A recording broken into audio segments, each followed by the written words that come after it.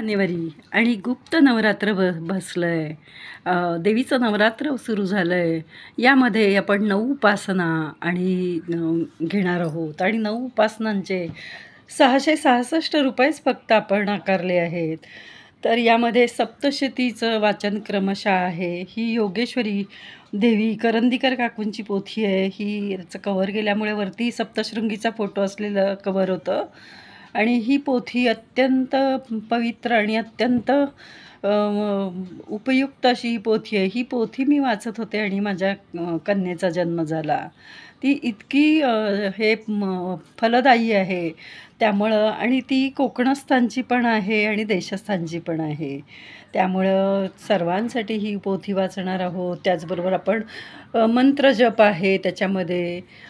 अनेक प्रकारचे त्याची आपली उपासना आहे. आज चंद्रघंटा देवीची उपासना आपण करतोय.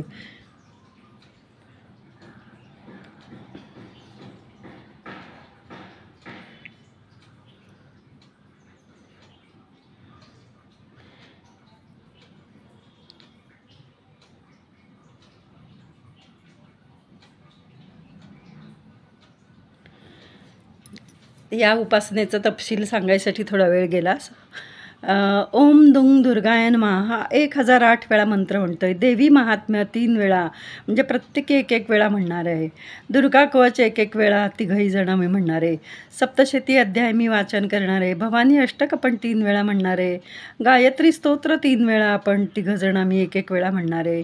योगेश्वरी महात्म्य जे आत्ता मी याच्याविषयी बोलले ते, आणि आहे सरस्वती स्तोत्र आपण पहाटे म्हटलं आहे तरीसुद्धा आत्ता म्हणणार, आणि श्रीसूक्त, कुंकू अभिषेक असं आपण सगळं करत आहोत. श्रीसूक्त, महालक्ष्मी अष्टक, अन्नपूर्णा स्तोत्र सगळं म्हणून आपण हे कुंकुमार्चन केलं आहे. आणि आता आपण भवानी अष्टक म्हणत आपण त्याचा व्हिडिओ काढणार आहे. हा व्हिडिओ मोठा होईल म्हणून इथेच थांबवते.